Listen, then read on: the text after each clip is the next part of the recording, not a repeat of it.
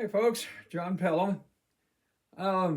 We're coming up on Thanksgiving, and as you might expect, I have written a few poems over the years having to do with Thanksgiving, and I thought I'd do a couple of them today, and then maybe the video that comes out on Wednesday, I'll do another one, which I think is probably one of my better ones. So, today, you could really consider these two poems um, kind of a little different perspective on Thanksgiving. One um, sort of tells us that we need to be thinking more about Thanksgiving instead of just another stop on the way to Christmas. The other looks at Thanksgiving from a little different perspective, and I will cover that when I get to it. This first one I titled Thanks, Missed. Well, another Thanksgiving is come and gone. We've done with food, family, football too. Seems like these holidays have gotten so hectic we don't have time to think the meaning through. Before we know it, Christmas is around the corner and we've hardly had time to relax and unwind. And like Thanksgiving, we're right back where we were, but I've got something a little less hectic in my mind. I think we ought to take time to really be thankful. That is, consider the people and things we love, the ideas and feelings, traditions and customs, blessings freely bestowed from the Lord above. Take an inventory of what you're thankful for. I strongly suspect that there'd be many that we all share. Good home, happy family, reasonably good health, freedom, and really no more troubles than we can bear. As you consider your blessings, I've got a suggestion. Before you get tangled up in all the Christmas melee, spend a little more time and energy saying thanks than most of us did on Thanksgiving Day. This other one's not quite as serious, at least, well,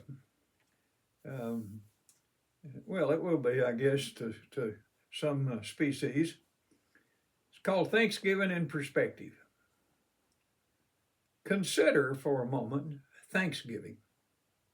What a wonderful time of year. Families and friends gathered full of love, thanksgiving, and cheer. It comes on leafy wings in the most beautiful time of the fall. We gather for turkey and all the trimmings, dressing, gravy, cranberry, sauce, and football. Turkey? You said turkey? Well, that's the foulest word yet. I bet not a one of you ever knew a turkey, or you'd dang sure never forget that fowl you're gnawing on used to be somebody's loving paw. He'd left a wife and hundreds of children who's now crying their little eyes raw. They miss their family member. He had the most beautiful tail. His wattles so lovely and red, he'd spread his wings, majestically he'd sail. Some of us coopmates can remember when Tom wasn't much more than a chick. He'd strut around and spread his wings. I tell you, he could sure he could get on June bugs so quick. It'd make your head plumb dizzy. Boy, that chick could sure enough move. And when that rock and roll music came on, he could flat out get his groove. Yeah, he was the pick of the clutch. Old Tom sure was, without a doubt. When another chick or a hen got in trouble, he was always the first one to help out.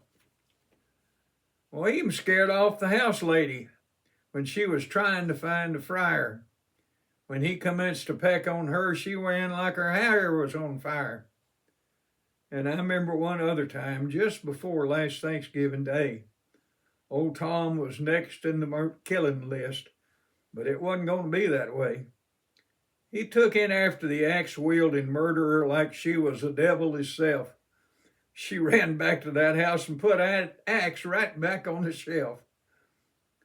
And what is it with this word Thanksgiving? Please pause and take a word of advice. Where for you, turkey dinner is an elective, for us turkeys, it requires the extreme sacrifice. Well, they finally got poor old Tom. He's gone to that big clutch in the sky. So if this little ode has touched you a bit, instead of turkey this year, give a delicious ham a try.